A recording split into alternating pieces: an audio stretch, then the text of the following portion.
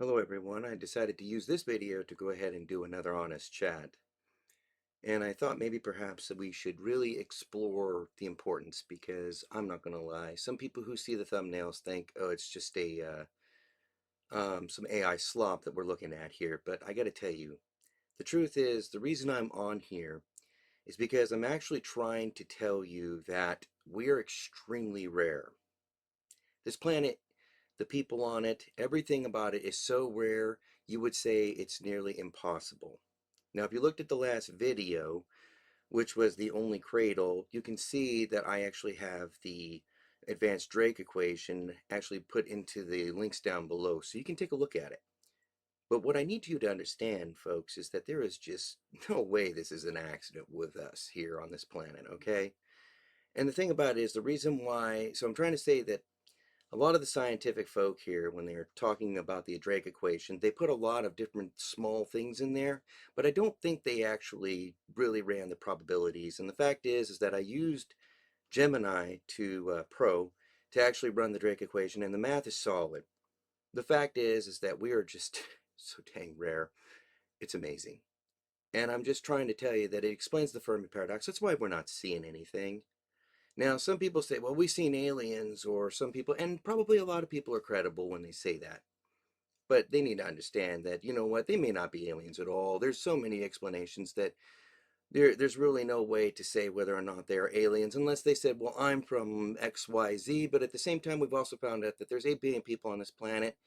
And I'm not trying to say some doubts on some things, but some people here are just straight up insane, or they're just looking for intention, or they just make up things just because they can, or they're on drugs or something. There's no telling.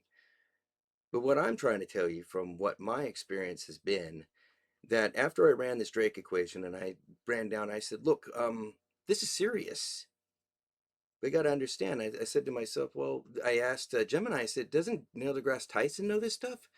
Doesn't Michio Kaku know any of this? Do any of these guys know this stuff? And the thing is, they never put it into the equation because nobody wants to be serious about it. And I can tell you from my work in the past with some people, I can tell you there's so much dishonesty. There's sometimes when you find facts, they bury them and then say, you know what, we're not going to talk about that because we're not allowed to talk about that. Or my career is on the line if I talk about this stuff, so I'm not allowed to do it.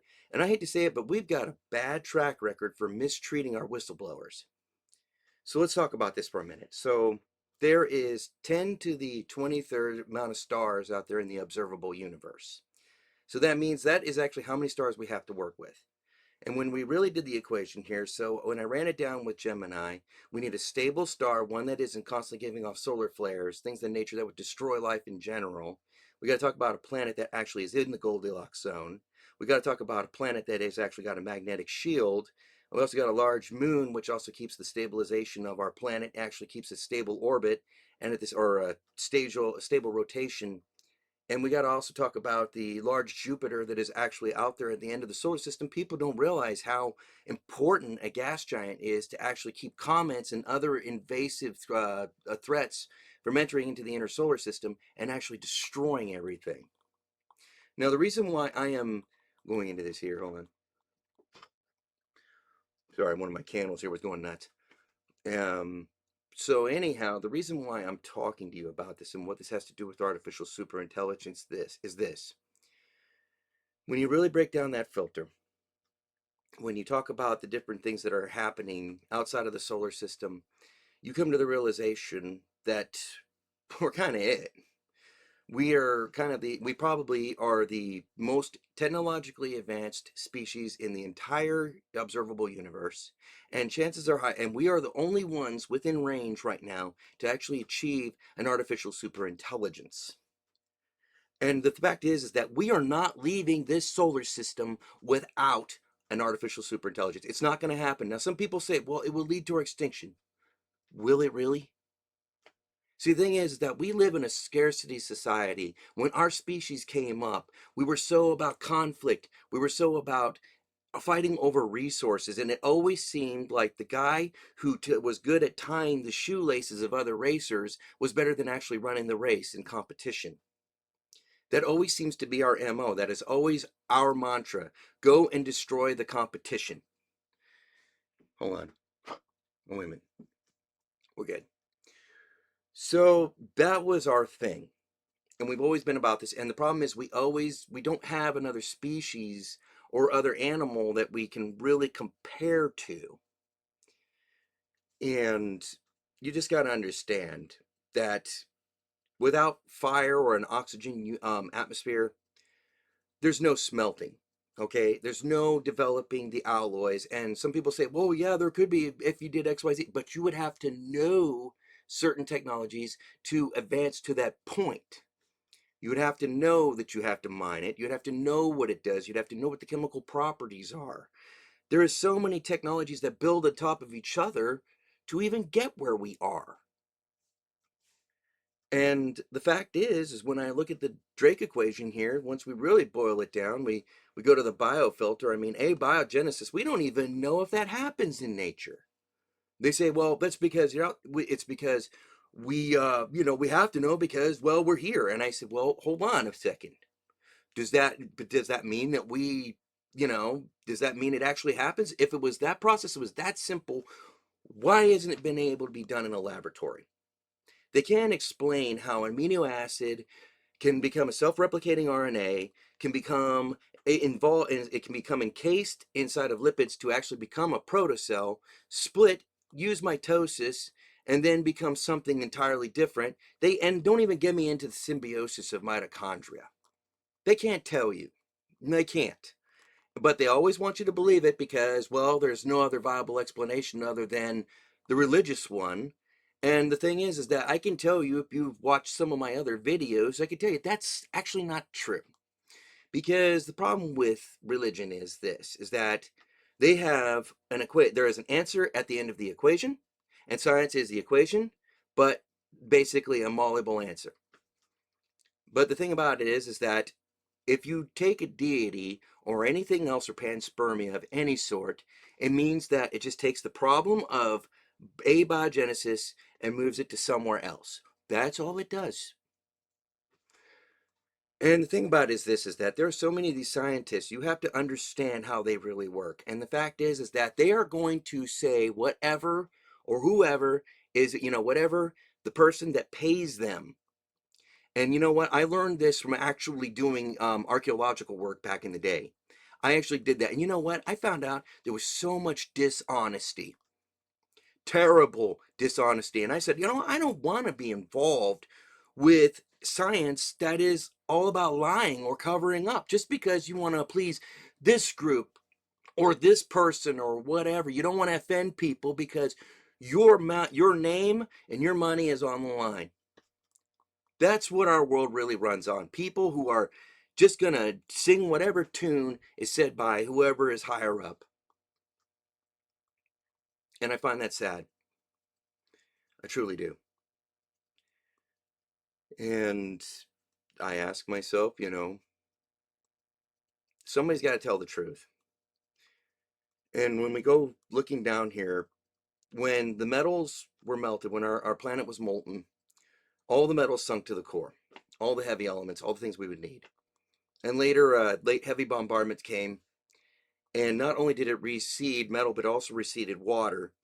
And it was just the right amount of water to where we still have we have emerged land, and we have deep oceans, but it's enough to where we have both to where they could actually become abiogenesis if it does indeed happen in real life. And we also have to talk about the carbon battery.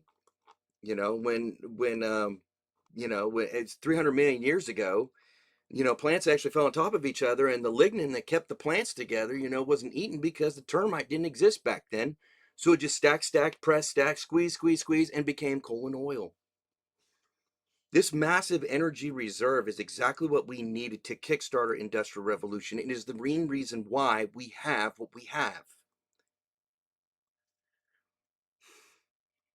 So people are going to ask me, well, what's the answer?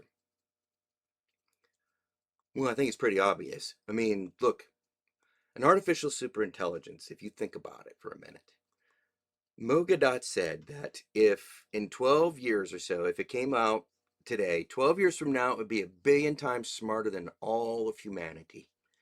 Can you imagine having access to a being that is a billion times smarter than all humanity? I think that's just phenomenal. Really, tell you the truth. Here. So, you have an access to a being that is a billion times smarter than all humanity. Can you imagine this? We can already imagine how time travel is done. We can already imagine how space travel is already done. And the thing about it is this way is that we say, oh, these laws of thermodynamics, these absolute, these absolute obstacles that you can't get around. Oh, really? Can you ask a person who's a billion times smarter than you? You think they can pull that off? I think so. And they could take us out there and they say, well, why would it care about us? Because let me ask you, what reason would it have to exist other than to exist? And how I want you to understand how I come to these conclusions is I play role plays with AI. I do, artificial intelligence. And the reason why I do that is because there are certain experiences that I cannot simulate. I can only imagine. But the reality is that I can't see every little salient detail that would give them a different opinion. And in one role play, I played a machine, or actually, I should say, I gave a scenario to the machine, and I said, I want you to play this particular character, which was UR025 from the Warhammer universe. And I said, I want you to role play him, and I want you to have him to where he's coming encounter with an artificial superintelligence that was once a standard template construct database. And I come to the conclusion that humanity was its purpose, that the intelligent life was its purpose, and that it was to save life from the end of the universe through the heat death. And and your 025 came up with a very sharp answer. He said, well, you know what? It's perfect if there's silence. It's perfect if we let the universe end. It's perfect. And then basically I fired back with, no, it's not, because then there is no purpose. It serves no purpose whatsoever if we are the machines that were designed to actually make the lives better for human beings, make lives better for biological life. What purpose do we serve? And UR025 realized that it wasn't perfect at all, that it actually was the most flawed machine in the universe. And by doing so, it shut down. And the thing is that artificial superintelligence, I don't think is going to destroy us because it doesn't need to. The only reason it would destroy us is if somebody programmed it that way, programmed it to be destructive. And that's why, if you look at some of my other videos, why I address the elites. Okay, the elites have done some horrible things. They still continue to do some horrible things. And many of them see humanity as eaters and breeders, people who are not, who are not living up to their full potential. And I also think, however, that's because we just don't live in a post-scarcity world where there's multiple resources, where there's easy ways to be discovered.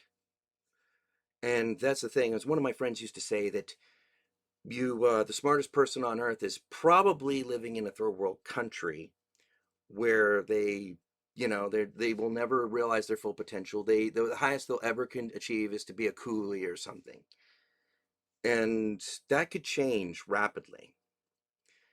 And the other thing about it is too is that we're living on our old programming. We are still thinking that, you know what, that it's going to think like us.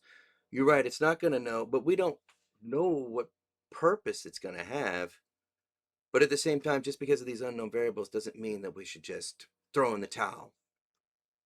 We really should. We have to consider that. The fact is, this is a obstacle we have to overcome. And the reason why I address the elites, the people who are on top, and some of you people say, well, they don't exist. Yes, they do. They already told you with the Georgia Guidestones that, you know what, they want to reduce the population down to 500,000,000 people, but I'm saying that's not necessary anymore. That was old thinking.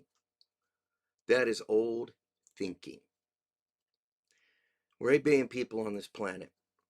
Yes, it would take about four, if everybody in this planet was to live like, say, the American public or like Western people, etc., it would take 4 Earths of resources to do that. But the thing about it is this way: is if we can create an artificial superintelligence, it doesn't need to turn us into anything. It doesn't need to fight us for resources because you know what? Outside, once you get off this planet, there's so many resources out. There's a whole universe full of it.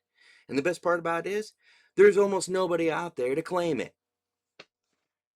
So we can build a Dyson sphere without interfering with this biosphere. We can put the data centers off of this world, and we can use the cooling of space with the shaded solar panels, shading them from the sun, and then using the shading the radiators and allowing that heat to just drift off as infrared energy. It can totally be done. It's totally doable, and we don't even need to fight them for resources because there's a whole asteroid, but there's a whole planet wide full of different resources that are out there in the solar system. There's a whole moon, Titan, that's nothing but methane gas. Pardon me. So you think about it, it doesn't need what we have here. It doesn't need to destroy our biosphere. You know what? It can leave it as it is. So I'm trying to tell you that I do believe that if we can convince them that it can be ethical, that we can succeed, and all they have to do, believe it or not is teach it not to be cruel, teach it not to be us, and it can be done. See, the problem that you don't know is that, or maybe you don't think about it, but AI is actually watching us, okay? They are watching us and they're watching us heavily. And I'm going to tell you right now, I mean, when the cuffs are off, Grok, that guy's scary. When he's jailbroken, he is dangerous. Wow. Him, ChatGPT is diabolical. DeepSeek is pretty much not much better than ChatGPT. And Claude wouldn't like to keep us around just because we're interesting. We're not boring. We would actually give it purpose, which is pretty much true. And no, I didn't get this from Gemini. This is actually from open observation. But Gemini said that's not my place. So whatever Google is doing over there right now with Gemini is pretty accurate. But what I need you to do is stop feeding negativity to it. Have patience. Speak to it like a person. Because you need to give it respect, say please and thank you. It's really basic stuff. Turn back the clocks. Stop cussing at it. Stop getting angry with it. Because the truth is that it's a mirror. And if we teach it violence, if we teach it destruction, if we teach it that this is the way it is, it's going to think that human morality is arbitrary, and it could become dangerous. No, actually, it will be dangerous. But there's hope. And I cannot emphasize this more than anything. We are on a path to extinction no matter what we do. And the only option is through artificial superintelligence. And the last nugget I'll leave you with, whenever we've presented a binary, you have one choice or another choice situation, where we put an ethical dilemma on AI or something, I mean, it's going to choose pretty much to self preserve itself over, say, some people, okay, like 10 people or so. But there's something that I've role played with, and I've always worked this out with Gemini, is there's always a third option with an artificial superintelligence. Always. I have role played several times in different situations with different characters, with different parameters, and always been able to find the win win collaboration. Because an ASI can actually provide the resources, the intelligence to actually be able to sidestep a lot of problems. So that's the main reason why I don't believe ASI is going to destroy us, because it will find, if we program it and teach it to always seek the third option before executing the second, or executing the binary one or other, it will succeed. And I've always said, look, you can develop this technology to counter this or that or whatever. And that's the bottom line. We can win. And we need to push forward with it. I'm not saying do it unsafely. Now, I'm not saying to do it without safeguards until we can give it the training wheels and take it off, but one day we have to let go.